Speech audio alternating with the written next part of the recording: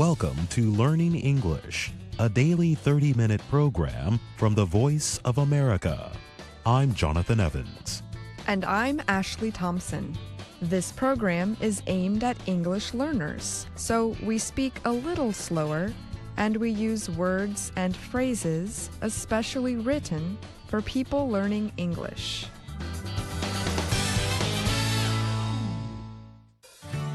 Today on the program, you will hear from Katie Weaver, Brian Lynn, and Susan Shand.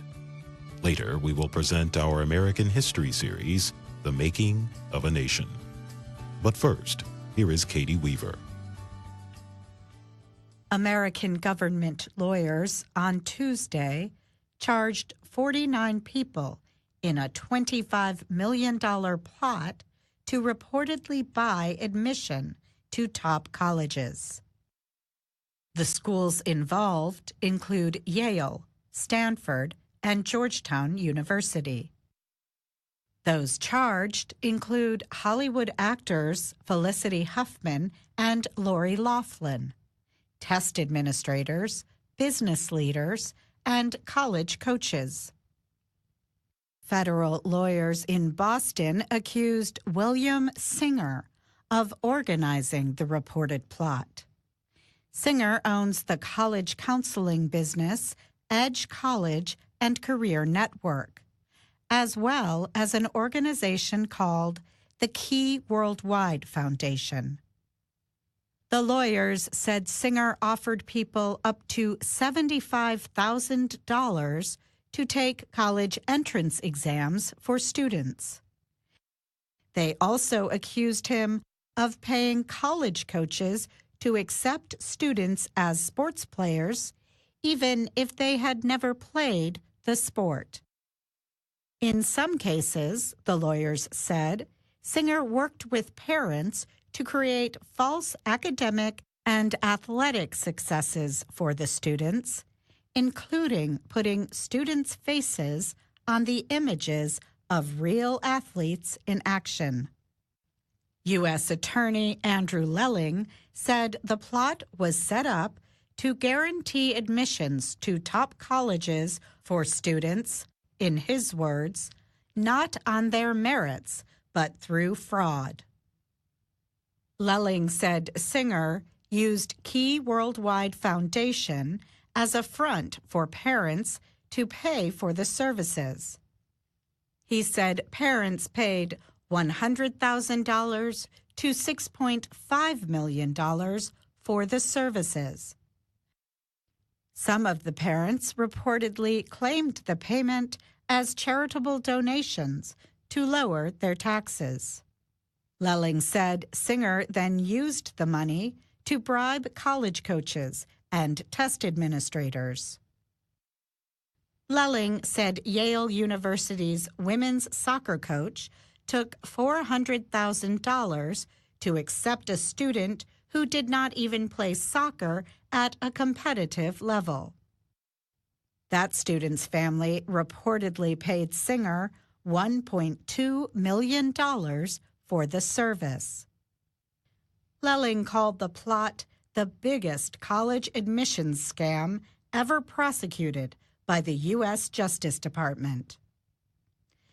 The accused parents reportedly sought to help their children get admitted to schools including University of California, Los Angeles, University of Southern California, and University of Texas. However, Lelling said the colleges were not involved in the plot. Singer is reportedly planning to admit guilt to the charges. Lelling also charged 33 parents with involvement in the plot. They included actors Felicity Huffman, known for her role in the television show Desperate Housewives, and Lori Loughlin, who appeared in another long-running show called Full House. Among wealthy business leaders charged were Manuel Enriquez, the chief of Hercules Capital, Gamal Abdelaziz, president of Wynn Resorts Development, Gordon Kaplan, head of the well-known international law firm Wilkie Farr and Gallagher, and Gregory Abbott, founder and chairman of International Dispensing Company. During a phone call with one wealthy parent, Singer reportedly said of his business, "What we do is help the wealthiest families in the U.S. get their kids into school." I'm Katie Weaver.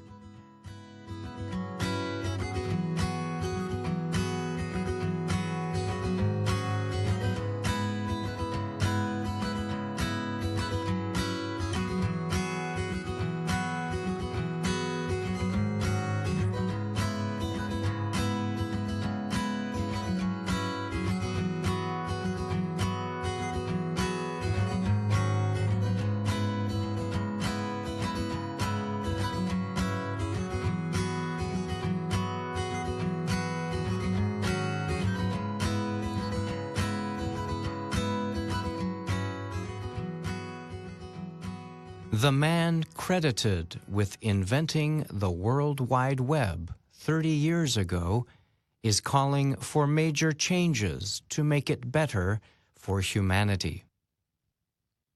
Tim Berners-Lee spoke about the current state of the web during a 30th anniversary event Tuesday in Geneva, Switzerland.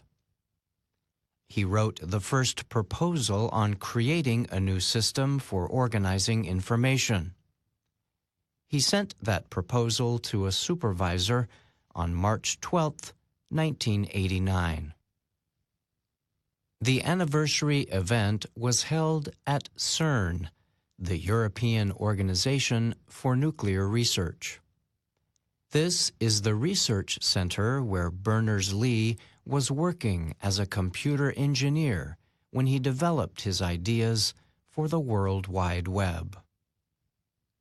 His proposal sought to create a way for computers across the world to communicate with each other.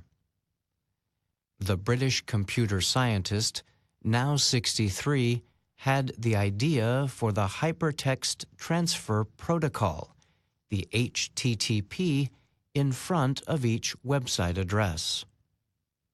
The HTTP system enabled the sending and receiving of written information and small images through a software program that became the first web browser. This browser prepared the way for Internet availability for large numbers of people through home computers.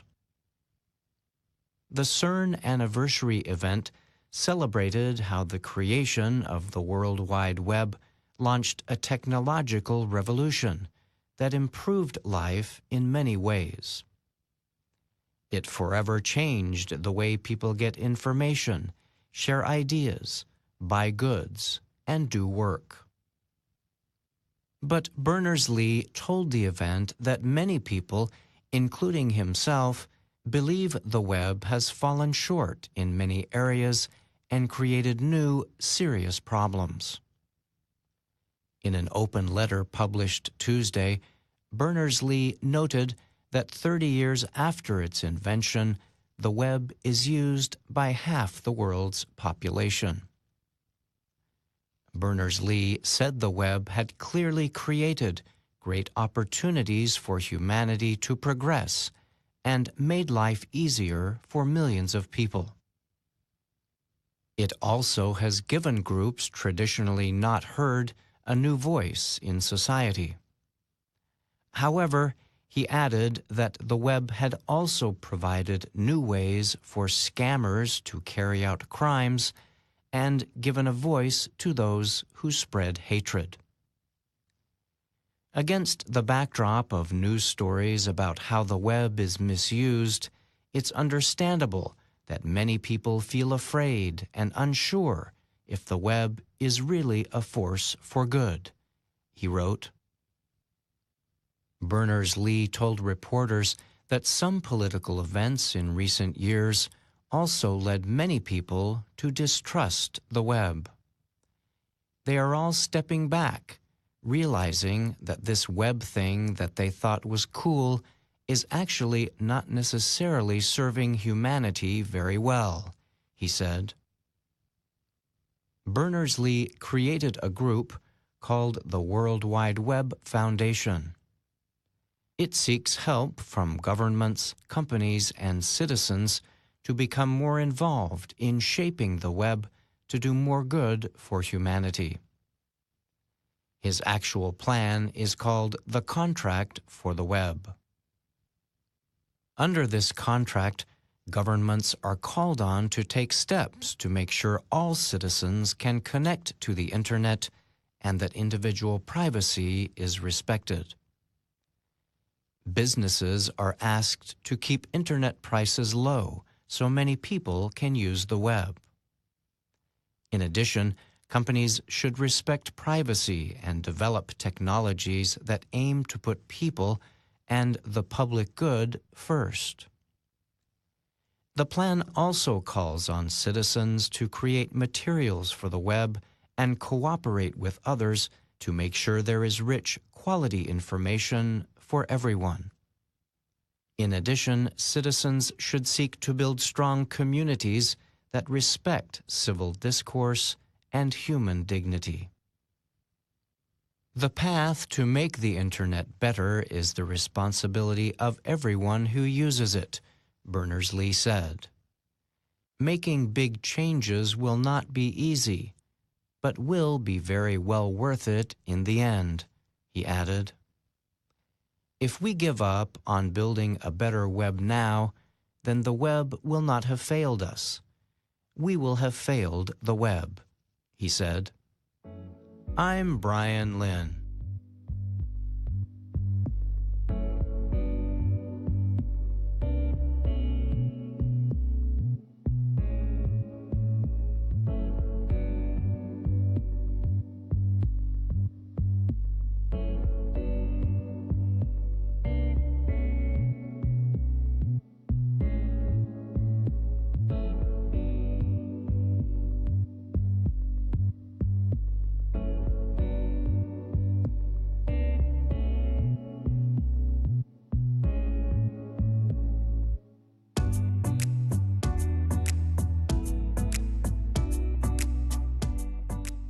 A British-led research team has sent its first live television-quality video transmission from a two-person submersible vehicle.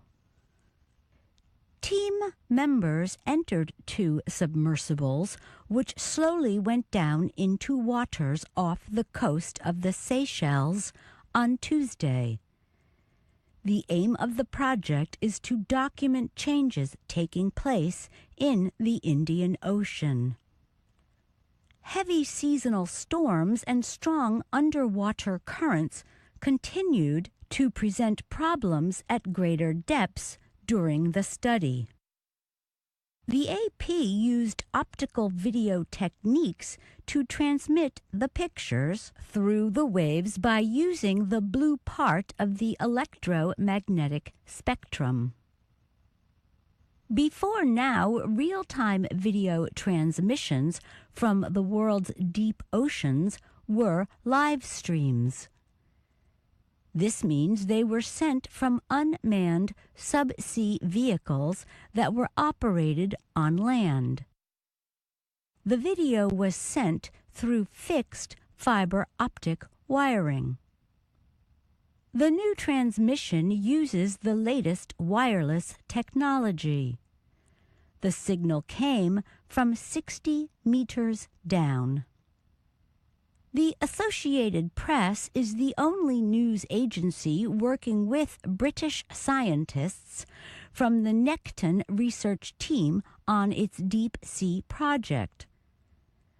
The researchers hope to open up the secrets of the Indian Ocean, one of the world's least explored areas. The team of scientists is gathering information to help policymakers to create environmental protection measures. Oliver Steeds is the director of the study. He said the experience of battling the waves shows the need to expand scientific knowledge of the waters off the Seychelles. The problem is when it comes to this place, when it came to the currents, the most recent current records are from 1882, he said. The study is expected to last 7 weeks, until April 19th. I'm Susan Shand.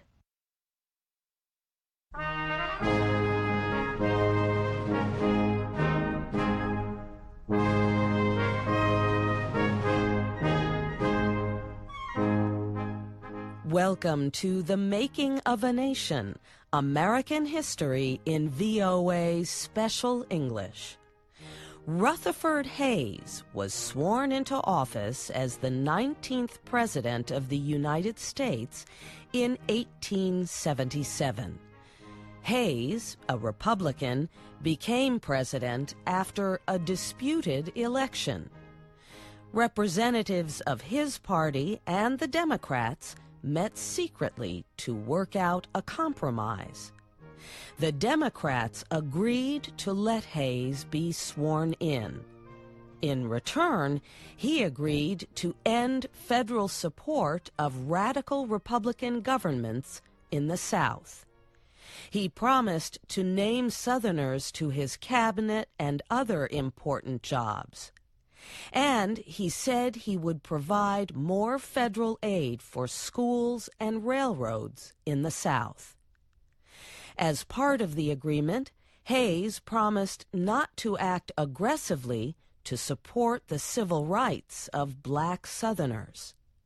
Steve Ember and Richard Rail tell the story of Rutherford Hayes. Rutherford Hayes was born in Ohio in 1822. He was a good student at Kenyon College and at Harvard Law School. He opened a law office in Cincinnati.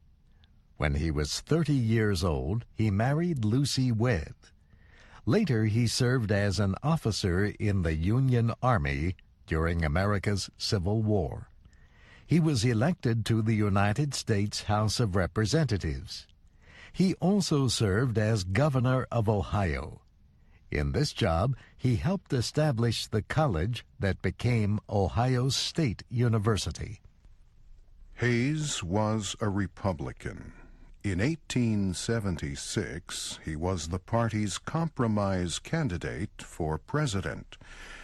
His opponent in the national election was Democrat Samuel Tilden.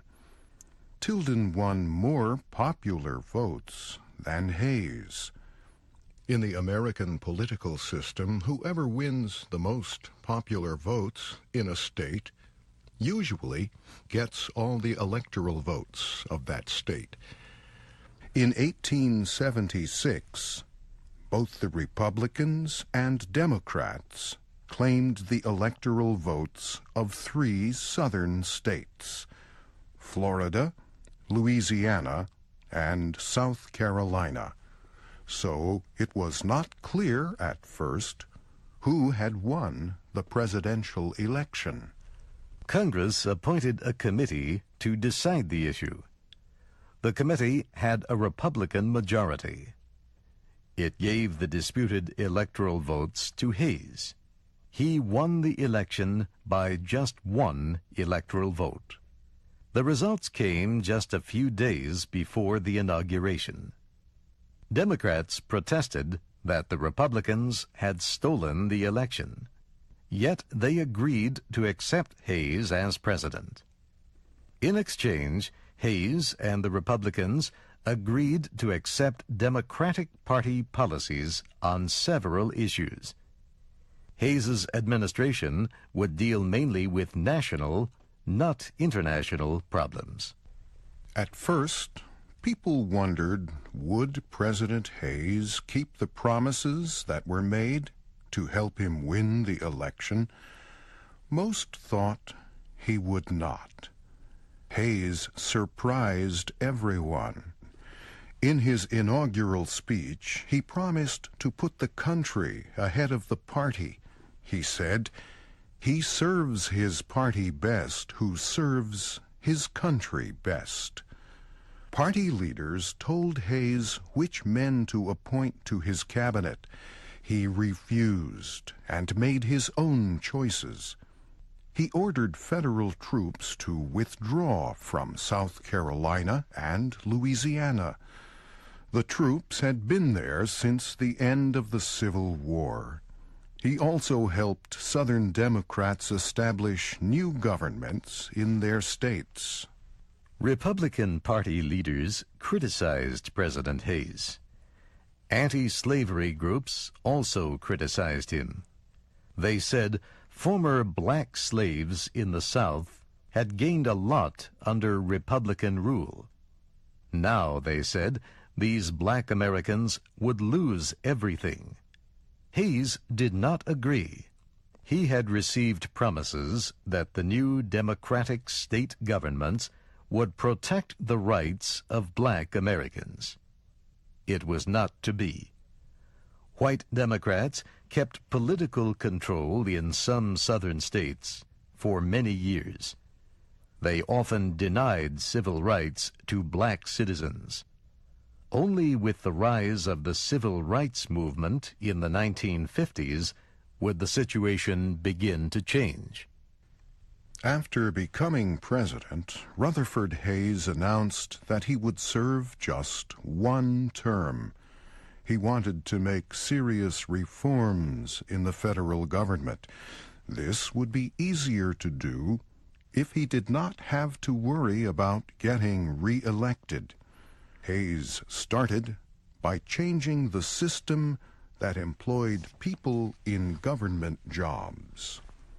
Party leaders usually had great power to fill government jobs.